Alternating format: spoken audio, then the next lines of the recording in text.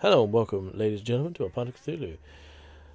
Myself and my co-host Jay have the pleasure of once again having the first returning creator on our show, and that is Fern from Studio Hex. Would you like to say hello again? Hello, everybody. I am honestly very surprised that I am the first and the only thus far returning member of the podcast. Well, not member, Creator. creator. No. Yes, sorry. Yeah, no, so far we have not had a returning Kickstarter, backer kit or anything. I mean, we've had multiple of the same kind of company, but Not the same person. Yeah, no, not the same person. So you are you're not the first returning guest, but you're the first returning creator. I see. I see. That speaks a lot more to your ability. I mean, also I had a lot of fun last time I was here. So by all means, I will come again in the future when I have another project. Hell yeah! And speaking of which, since we don't need to actually ask you the first question because you've already been asked it, so we don't need to go for the icebreaker, and we don't need to go for the second one either. I can give a good idea for it since Go he's the first returning. Yeah, Go ahead. If your game, the game we're going to be talking about today was a drink, what would it be?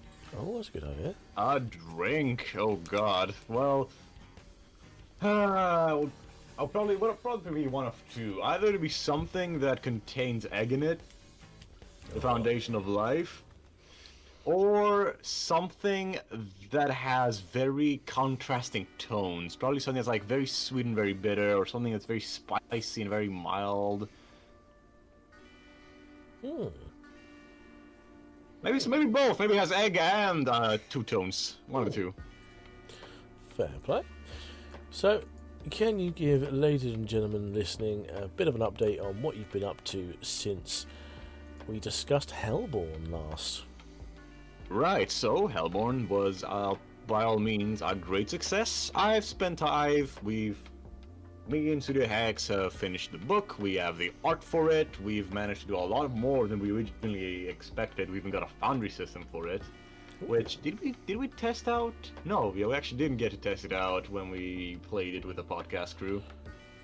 I think we did, because... No, actually, no, we didn't. It was because we had the podcast before the campaign launch, and then we had the foundry ready about June, July. I remember you used something, because you had all the We effects. did use foundry. We did use foundry, but we were just very guerrilla for it. We just had the maps and whatnot. I'll say, it seemed very well put together. We had the system, we've had great progress. The book is pretty much ready. We just had a few rocky delays due to weather and the holidays and the book coming out wrong for some reason. Well, not for some reason. Draft RPG just being very, very specific with its specifications when it comes to exporting books, which can be a bit of an issue sometimes, as it was that one time. But regardless, the book is pretty much ready, just stuff taking a long time. Not a great issue. Thankfully, it's nothing really scandalous or spicy. But on the other front, I've worked on a variety of games, both personal and, well, not personal for other studios. And now I come today to the podcast with my latest creation, that being Biophage. One that we are definitely interested in having a look at some point, because it seems very interesting, the idea of having a dual body or dual consciousness in one mind. I like the opportunity for backstabbing. I think it'd be very fun to have essentially a group that's some biophages, some hosts, a cleaner or two. You never know who's what. Thus far, I've had both experiences. I've had experiences with people playing like a very cordial connection between the host and the parasite, very cooperative, and it's been very fun. But I've also seen situations where the parasite and the host have no cohesion. It usually ends with both being hunted down, and it's par for the course, honestly. I still remember one of your comments after we finished Hellborn saying that we were the most deranged players that you've had before. You ain't seen nothing yet. We'll go into Biophage and be even worse. Yeah, no, Yep. it absolutely would be even worse. No, it would 100% be, because the game allows you to be truly a menace, not just to society, but to your other player as well. Epic. Mm-hmm. I can see that making a good Patreon game. It would be fun, actually, yes. I'd be fully down to run for y'all if you want sometime. Hell yes. Hell yeah. Okay, so what made you decide to create another TTRPG after your last success? I don't think there's really much elaboration. TTRPGs are my favorite types of games, well, role-playing games in general, being tabletop, either tabletop or video games, and I just love making stuff for people to enjoy, so it just came to me naturally. I very frequently just sit down and say, okay, I'm bored, let's think of like a game that I could work on, and I've had a variety of concepts, very unique, some of them, that I want to work on eventually. But it really just came to me naturally. It's sort of my calling, for lack of a better word. I am envious of your ability. I'd love to be able to just go, I fancy making a game. Boom, there it is. Doesn't mean I finish most of them, Fair. but I have an idea somewhere. Like, a few months later, we can come back and like, alright, let's see what we got on the back burner. You look great. Let's work on you a little bit more. Fair play. So, can you tell us the general overview of Biophage? Starting with the main premise of the game itself, in Biophage, you play as as the game suggests, a biophage, which is essentially a union between a human and a parasite. This union requires to be constantly feeding on biomass, usually organic matter from humans and animals, in order to survive and to improve. One part of your body is human. You look human, you act human, you try to be human and preserve your humanity, while the other half beckons you to do more and more inhuman things and to feast more, to expand, to grow stronger. It's very much akin to Venom, as it had been our major inspiration as a whole. The origin of the game itself was that me and my best friend Thimios, who even put in the credits, we went and saw the last of the Venom trilogy, and we thought, wouldn't this make for a fun game? I was like, bet. Let's see how that goes. But to get back on track, as I said, the game, you play as a host in the Parasite, which, mechanically, there's one character that the two of you control. The character, however, constantly shifts. There can be times where the host is fully dominant and doing all the decisions. There can be times where the parasite is the one behind the wheel, usually acting a lot more monstrous and furthering its goals with violence or force or some other inhuman means. And sometimes there's a balance where both of the players must cooperate and find a middle ground between all their actions.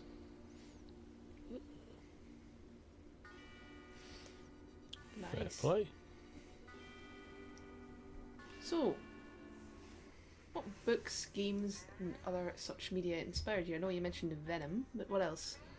What else? First and foremost, we had Venom. Then, of course, there's the Prototype games. I don't know if you're familiar with them. But in Prototype, for those who are not aware, or if you don't know, you essentially play as... Well, in both games you play different characters, but they're both people that have been infected with the Blacklight virus that allows them to alter their body to do various strange and powerful mutations, such as turning your weapons into blades, into large tendrils that can attach to walls and spikes. You can create armor using your own skin and bones, and of course, those are also present in the game. Another one, a more minor inspiration, more when it comes to the setting itself, is Tokyo Ghoul.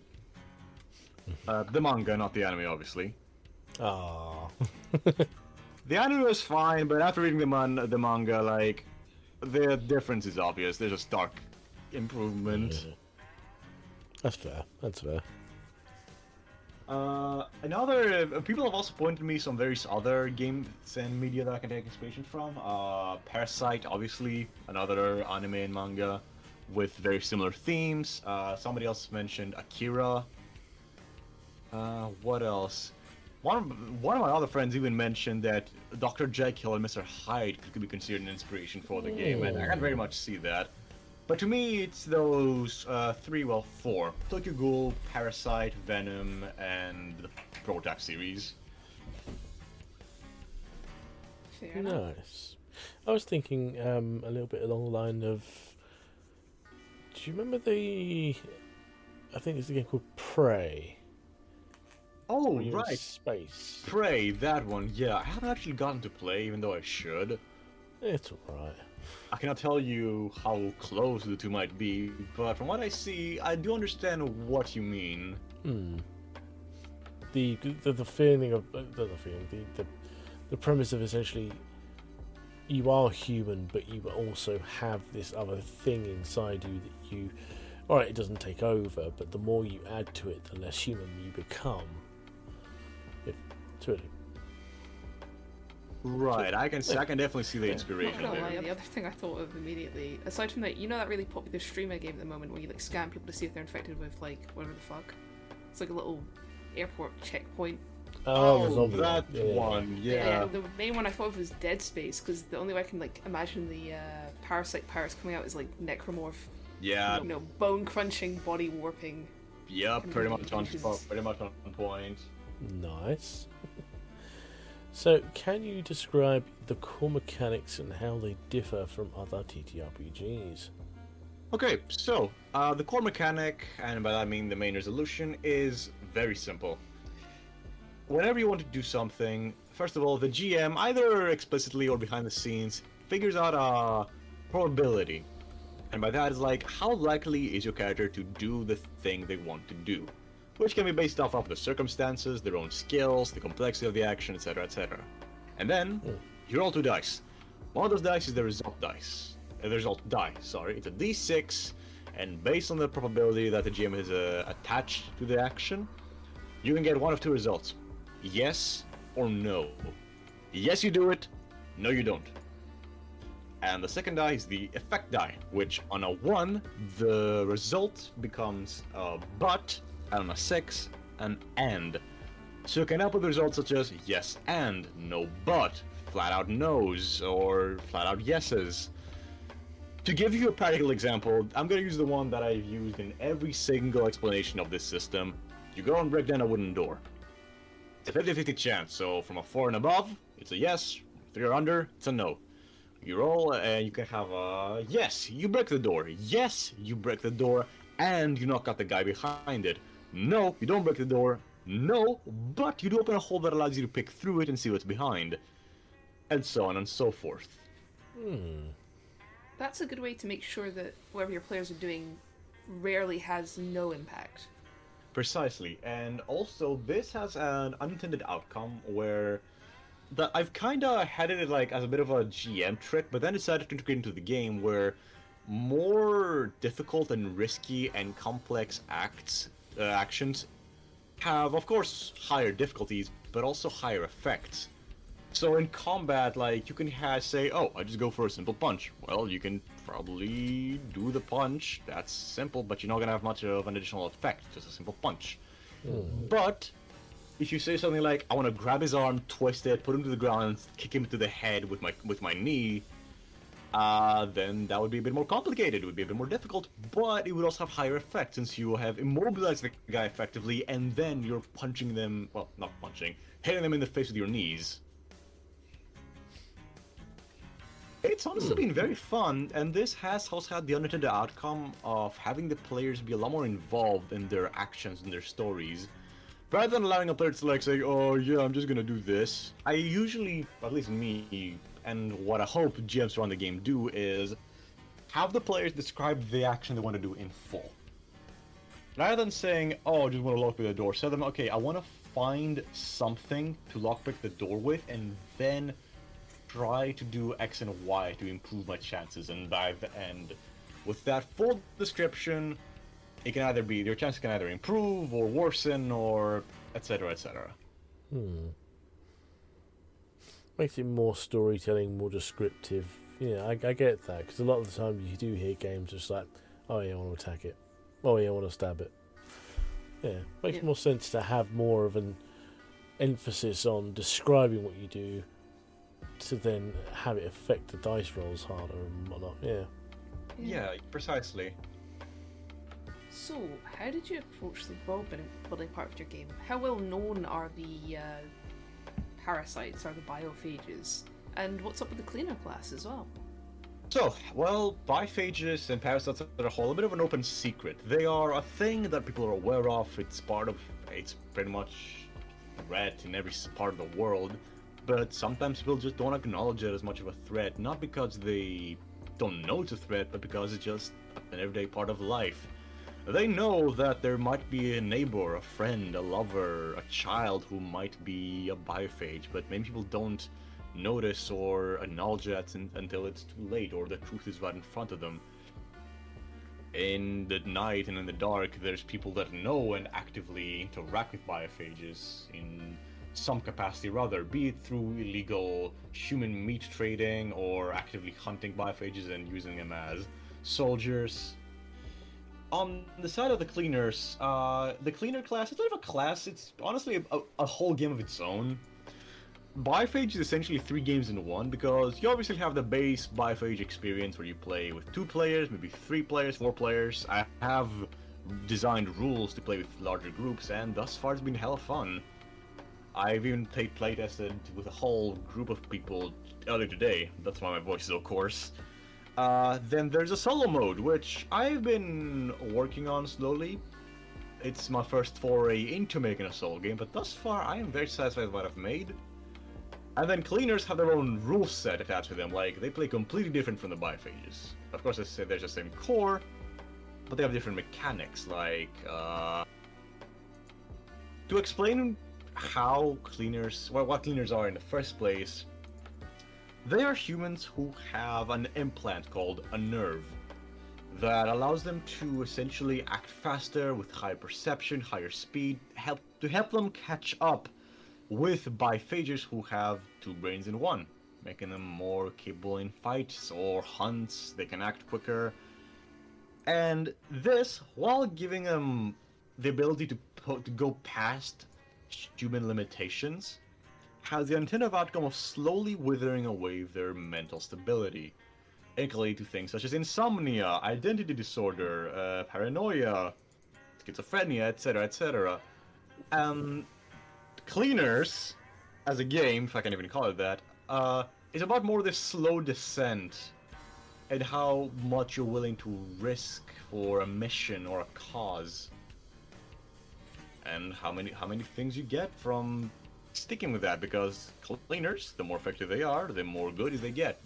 Their crimes might be removed from record. Their family members' deaths might be suddenly cleared away, or they might get a house in the Maldives for completely free, but that's only as long as they keep working for the ones that fund them.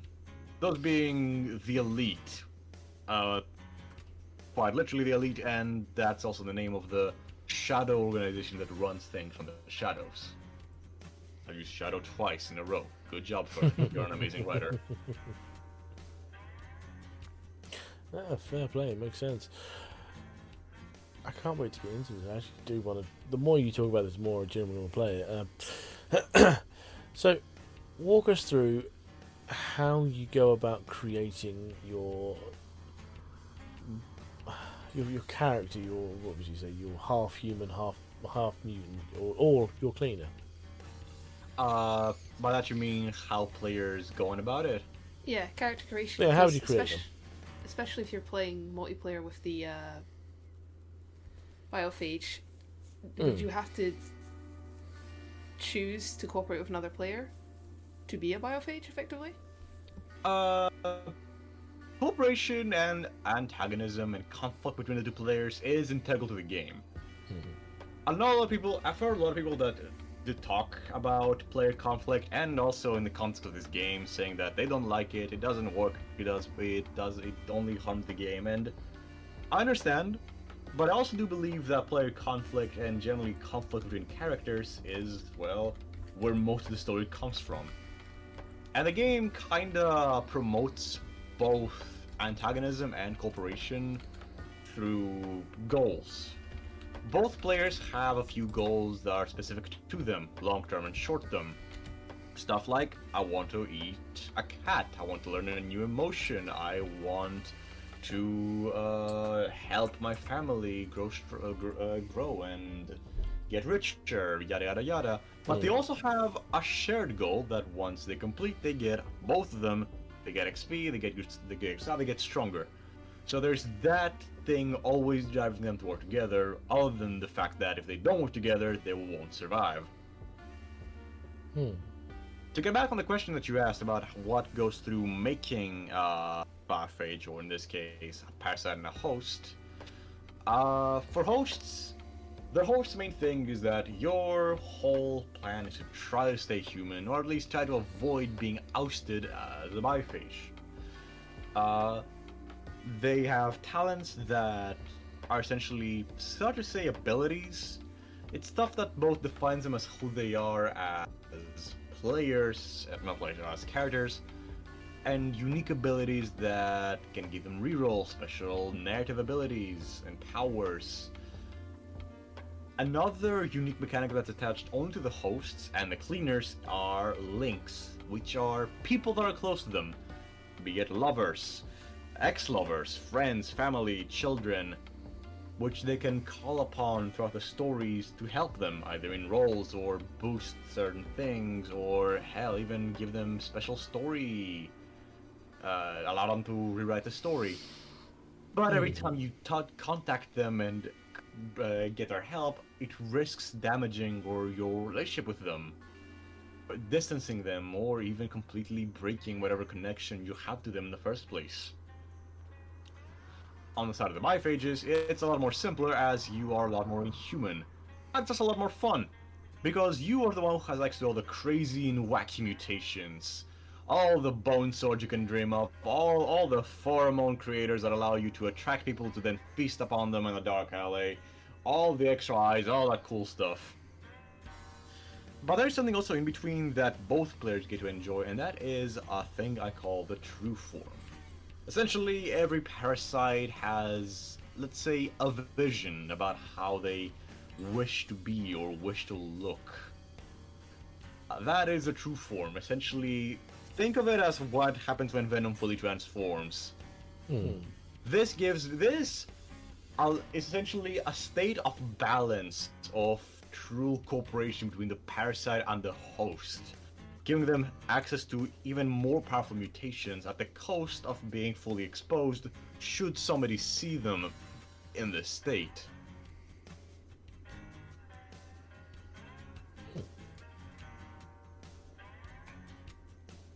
Nice. So, with the way this game works, what challenges did you face during the development of it? Seems pretty unique. First things first, obviously designing a system for control between the two players that was satisfying. You didn't feel like it forced the other player to sit in the chair, if you know what I mean, for the whole session.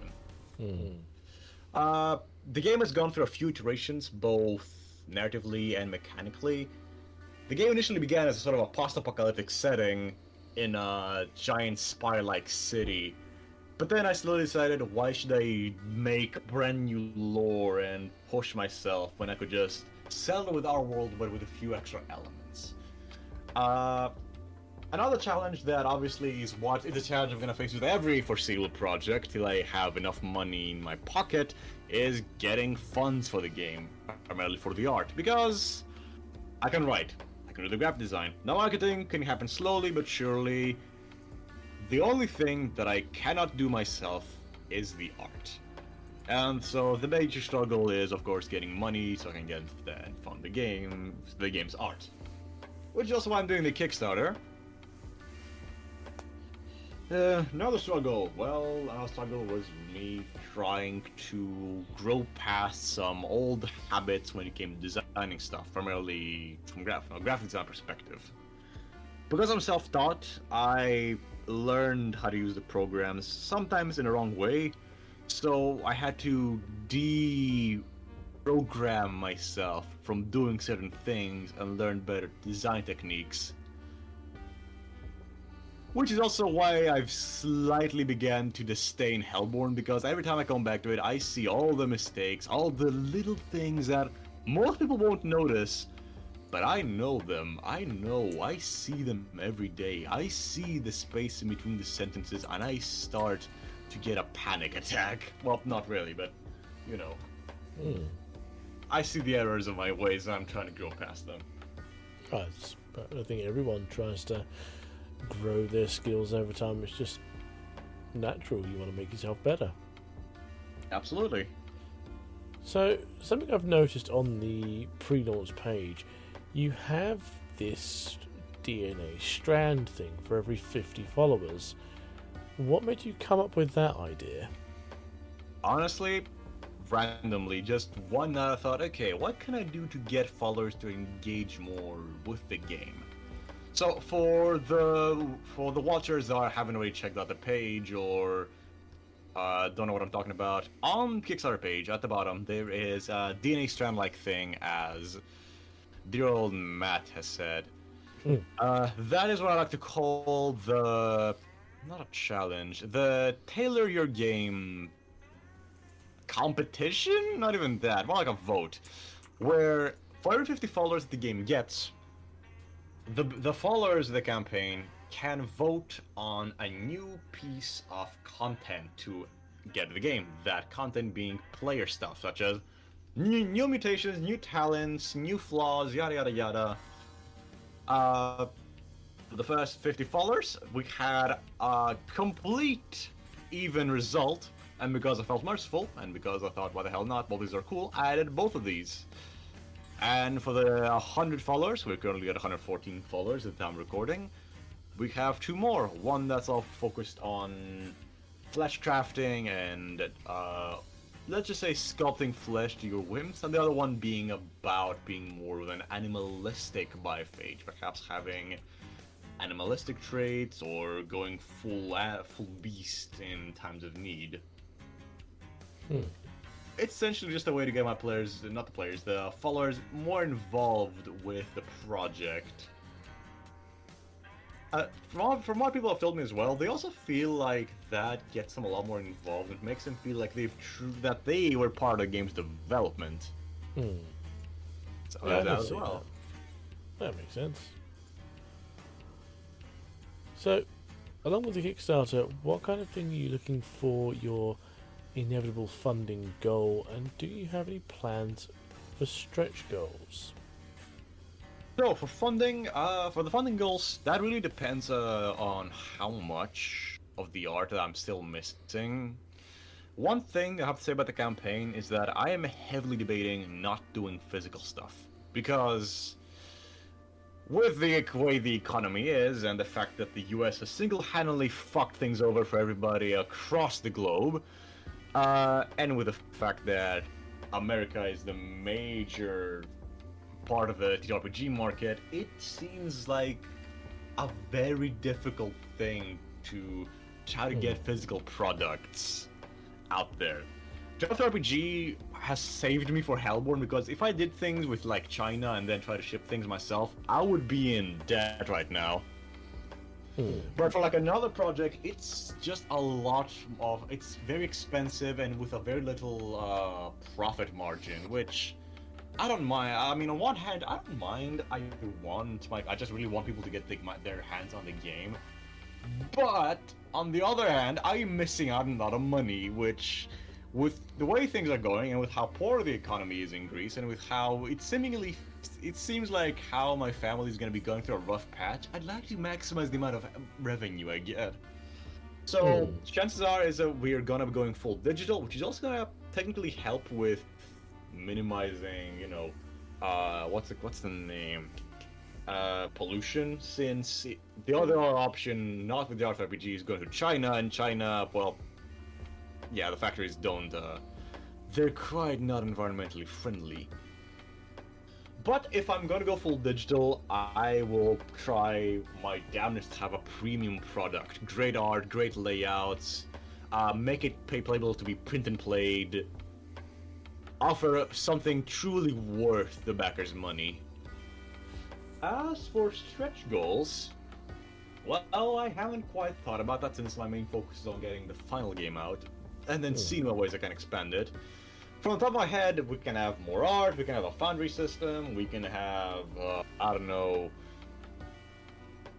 I am considering doing a very limited premium print run with, like, really good books, maybe some extra fancy covers with, I don't know, heat printing so you can have glossy stuff or UV, whatnot.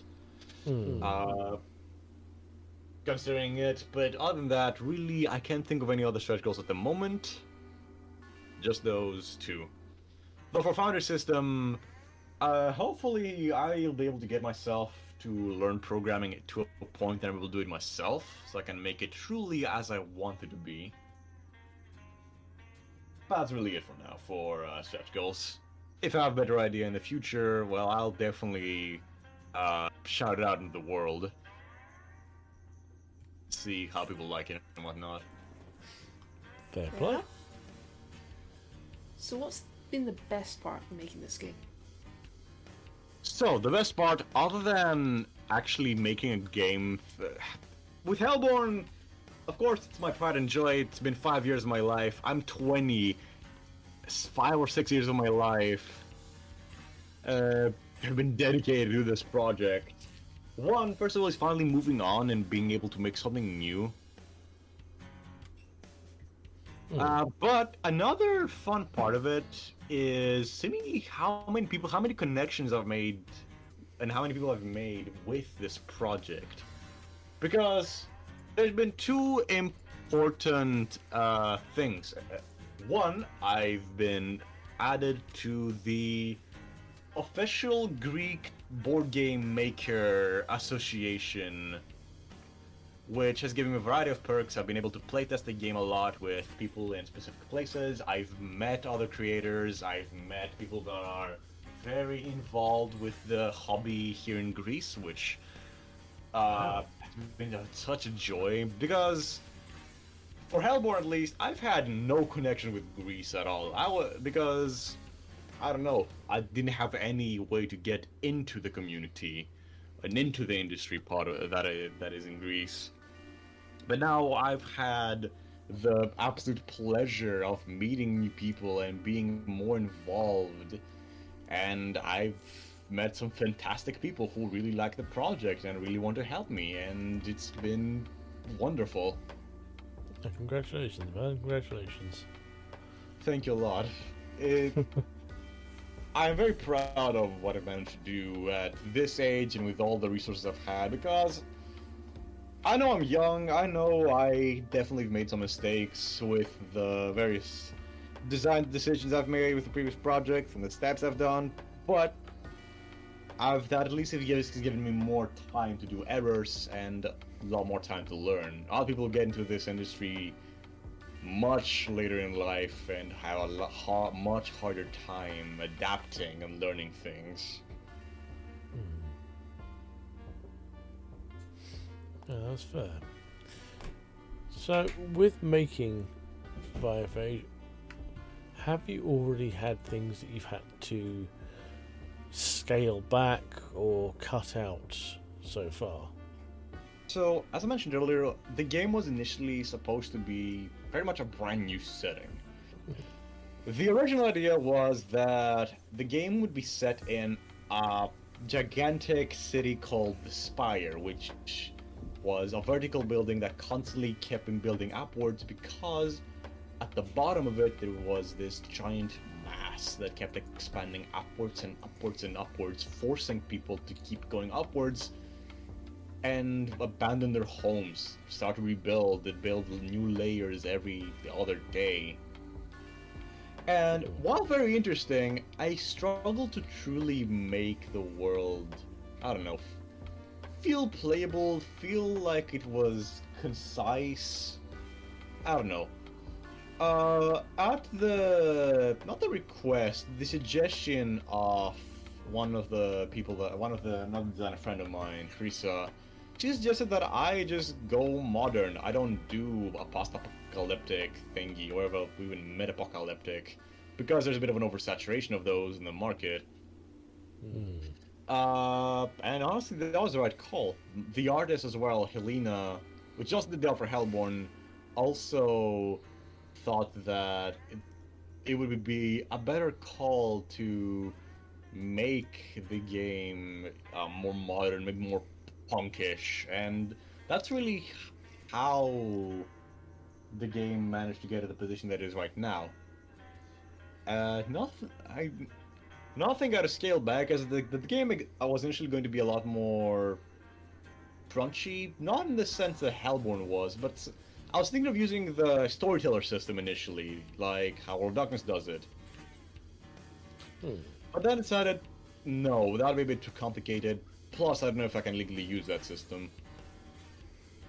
So I decided to do my own thing, and I landed with what I got right here, which I'm also very satisfied with. If anything, I believe I've done an amazing job. Not to ride my own phallus, but I'm very satisfied with what I've created. Is what I want to get at. Yeah, good. So you mentioned doing playtesting. Can you mention how that's influenced the game, and if there's any funny or memorable moments from it? Oh yeah, absolutely. We've had a few. So, playtesting has given me very important insights. The first playtest we did was around, I think, December. And honestly, the game was in a really good state by then. People didn't really have a lot of things to say about the game. They were very satisfied with how it was looking. But as I've played the game, I've learned things. I found ways to improve what I've already had. The game has remained relatively the same, with some minor stuff changing, primarily stuff related to the true form and how the control between the two players functions. What else? Oh, memorable moments. Right. Honestly, thus far, I've had very, not straightforward, but very calm, sessions, except for today. So today I tested it with like 4 people. We had two people in one bot and 2 people in another. One of them was a corporate dude and his equally manipulative asshole-ish parasite. Another one was a timid little, like 5 feet tall, 45 kilos, what's called doctor, who had, as a parasite, what may be one of the most evil characters I ever noticed. So the story was that the corporal was trying to silence a whistleblower for his corporation, and the doctor was trying to get some information from said whistleblower. Both people unknowingly going after the same person, but one wants to kill him, the other wants to talk to him. My initial idea was that his apartment was found trashed, and other biophage kidnapped him, and they would try to find him.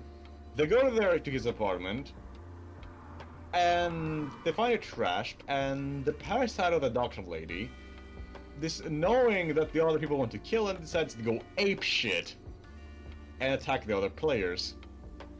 This completed the session with them trying to kill the perceived threat, with the doctor lady constantly failing on her rolls to retake control of the body, leading to one of the most chaotic sequence of events, with them trying to, with the doctor lady's parasite putting them in a grasp between their jaws, them throwing a bottle of perfume down their throat to disorient them, then leaping to the third floor, entering a car, using their mutations to pretty much take control of the engine. The doctor lady losing control once again, and then having a car chase while running across the neighborhood, attracting the attention of cleaners, and just things going chaotic so quickly that I just was like in awe of how things could get worse.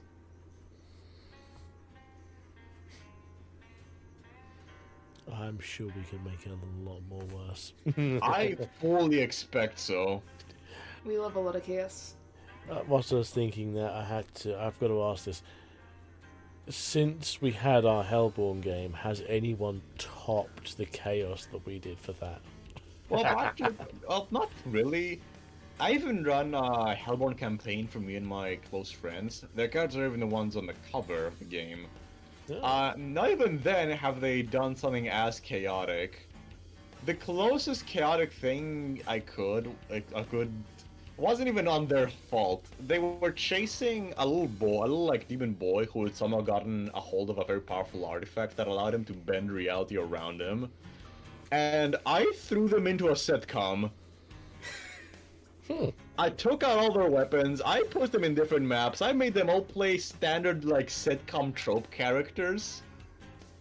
Even had like a whole intro sequence made, and it was so fucking funny, and sorry for cursing, but like... Curse what you Oh, want. we curse a lot. That sounds hilarious, to be honest. No, it was wonderful, especially with the context that they were like very evil and demonic characters. Yes. Not as evil and demonic as we are. On that, actually, hey Matt, since the part of the premise of the game is two people playing the same character, who do you think would be the worst best combination of people from our podcast? If we're stuffing them both into one body, having one play the demon, what would be the most chaotic motherfuckers we can come up with? I think Cartman has to be one of them. Please tell me who they are, and if we do get to play it, please make them play it. I think a very funny part of the game is people that don't really match together having to work together, even against each other. Cartman and Cap. Yeah, I was gonna say Cartman and Cap, right? Cartman is the demon, Yeah. Cap is the human, right? No, I'd say Cap is the demon, Cartman is the human. I think that's likely to lead to almost like them winning, if you know what I mean? Because Cap's competent enough that he wouldn't be doing demonic shit, and Cartman's incompetent enough that he wouldn't fucking tell anyone when he got possessed. Yeah, actually, good point. Yeah, fair enough. But if you switch it, you get you get chaos from Cartman's stupidity plus the mutations, and then Cap, he'd be the most like able to hide the shit and survive, I think. I think everyone else would probably get along too well. Yeah, I think like yeah. Actually, fucking Rich and Ticket would be hilarious. That would be pretty funny. That would indeed Also, be just very, very ask funny. the two evilists. Oh yeah, we can't be allowed to go. We can't be allowed to join forces in this Yes, we have to. because have we to. both.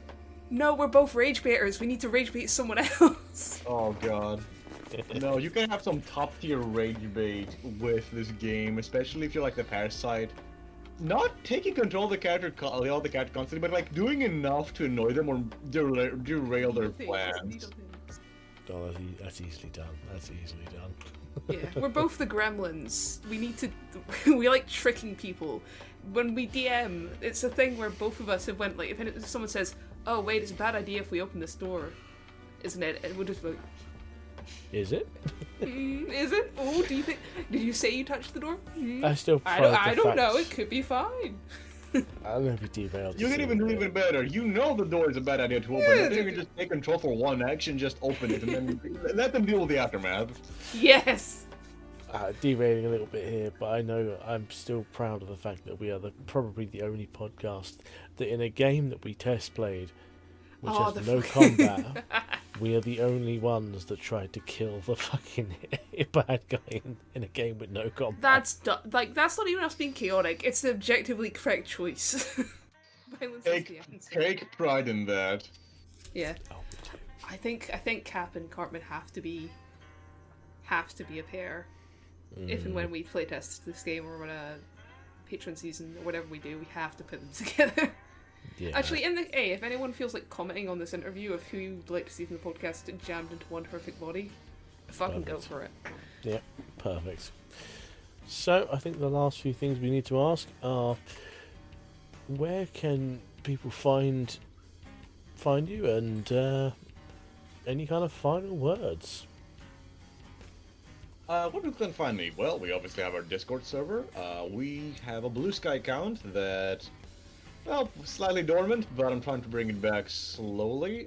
We of course have the Kickstarter. Oh, I have also had the pleasure, and I'm actually working on a few videos for Biophage. Thus far, I've created a few small shorts explaining different parts about the game, and I am working on a more longer form video explaining more about the game, pretty much how to play. As for a few final words, what should I say? Some motivational speech, some don't do what I did, because honestly, the best advice I can give to anybody who wants to become a designer, don't do what I did. I did literally everything wrong. Somehow managed to pull through, and I can tell you with certainty, don't do what I did. I mean, if it works, it works. It works, but at what cost? Oh god, what the hell? Complete and utter chaos. Well, thank you very much, Fern, for joining us once again. And, I mean, I, for one, am definitely going to be back in this, like I backed Hellborn, because I love the batshit insane crazy idea, and it works. Again, it's my pleasure for me to be. It was my utter pleasure to be here. I really enjoy talking about the stuff that I make, and I also enjoy hacking Youthview. You're incredible hosts. Thank you. Right, well, ladies and gentlemen, follow this Kickstarter. The link will be in the description below. Honestly, if you haven't seen Hellborn, are there still late pledges on that, or is that closed now? There are no late pledges, but the PDF is available because I didn't want to keep the digital backers waiting for so long. So Yeah. the game is out, just in digital form. The books are coming slowly. Oh, there you go then. Honestly, go check that out as well, because it is 100% worth it. You will not regret it. We certainly didn't regret playing it, that's for damn sure. I might even try and put a link of the playthrough in this one as well. Yep, thank you very much, ladies and gentlemen, and goodbye.